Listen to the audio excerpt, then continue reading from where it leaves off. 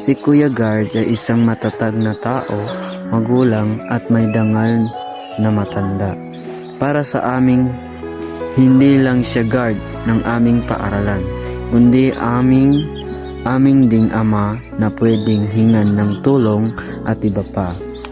Ang kanyang mga katangian ay masiyahin, may dangal, tutok sa trabaho, isang responsableng ama.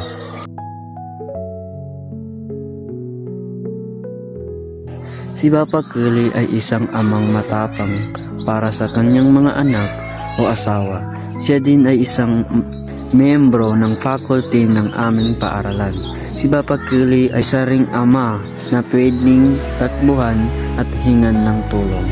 Dapat natin siyang igalang di lang ng kanyang mga anak kundi ng sino mang nakakabata sa kanya.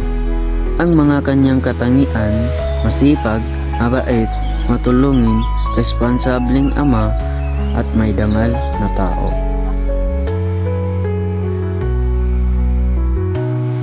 Kung iyong titignan, si Sir Principal ay napakaseryosong ng mukha, masungit at parang nangangain ng tao.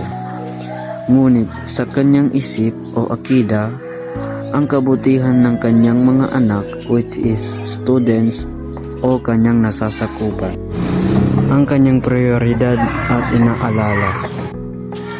Hindi talaga siya gagawa ng gawaing makasarili at siya lang ang nakikinabang.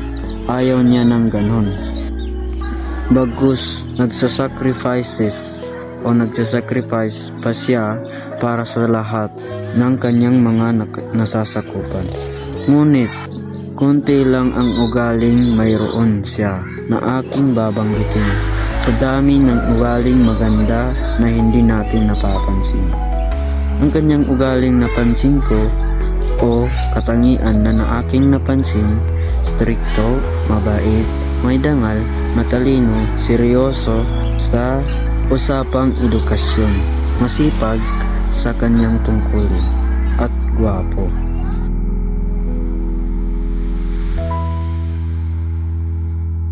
Si Sir Gaps ay isang gurong madaming alam tungkol sa philosophy at iba pa.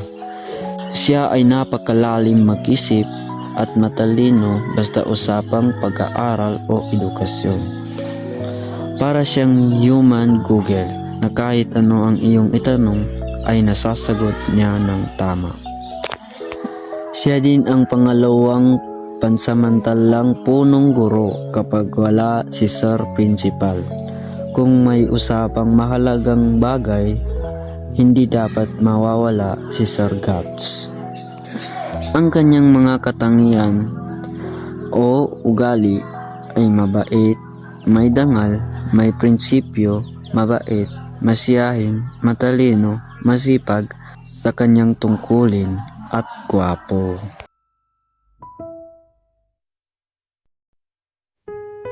Si Sir Sahabudin ay guro ng aming silid-aralan. Ang kanyang topic o subject ay Pilipino. Si Sir Sahabudin ay isang gurong masipag, hindi strikto at madaling pakiusapan at kausapin. Napakadali lang ng kanyang kagustuhan na mangyari sa kanyang mga estudyante. Ito ay hindi siya kamuhian o matandaang masungit o anumang negatibong kaisipan o alaala sa kanya. Ang kanyang paboritong linyahan kapag siya ay nagagalit o hindi sinusunod ay, asawa na lang ang kulang sa inyo, makakabuo na kayo ng pamilya. Ang kanyang ugali o katangian ay matalino, masiyahin, madaling pakitunguhan, magaling sa pambansang wika at iba pa, at siyempre, gwapo.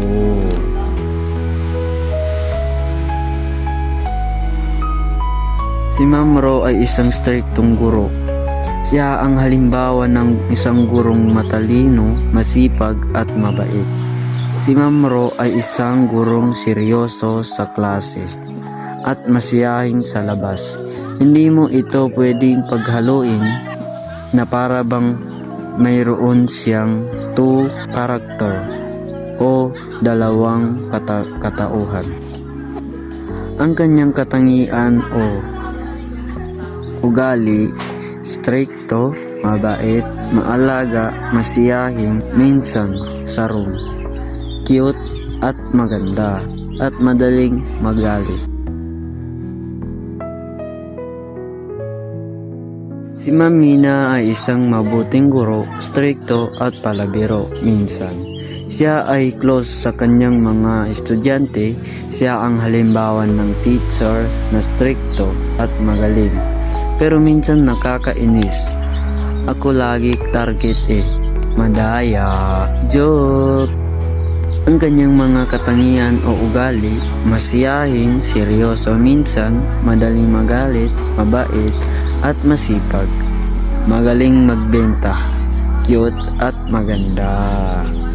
Aking minamahal na guro at pwede ding kaibigan na dapat igalang nino man. Naway maging halimbawa kayo ng mga bata kagaya namin na kinakailangan ng payo, direksyon at inyong mga salita at presensya. Naway lagi kayong nandyan para sa amin upang kami ay gabayan at turuan. Kayo ang pangatlo naming magulang. Unang-una nga ang Allah. Pangalawa ang aming ina at ama. Kayo na ang pangatlo. Naway taupikan kayo o tayo tungo sa kabutihan. At sana po hindi po kayo magbago. Utang namin sa inyo ang aming mga natutunan o success. Ngayon, alam naming hindi pa ito ang tunay, ngunit kayo po ang nagtanim sa aming mga isipan, nagturo kung ano ang tama at mali.